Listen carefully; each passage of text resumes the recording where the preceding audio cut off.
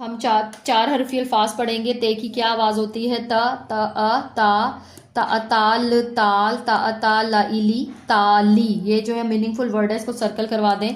ता का आगे देखें, तान, तान, तान पीछे से आ रहा है और गाफ लग जाएगा, तांग।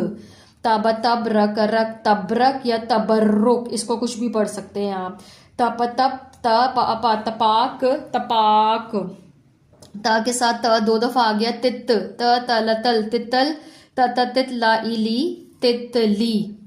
त को जीम के साथ मिलाएंगे, तज तज, जा अजा, तजा। और तजा के आगे क्या लिखेंगे? र, तजार। इसी तरह ताजा तज के साथ र आ गया, तजर जर तजर, तज तज इरी, तजरी। तख तख्त, तख्त, ताइती, तख तख ताइती क्या बन गया? तख्ती। तर तर रा तराब, तराब। तर तरज, तर जम, तरजम। तर तर्क, तर कशकिश, तरकिश।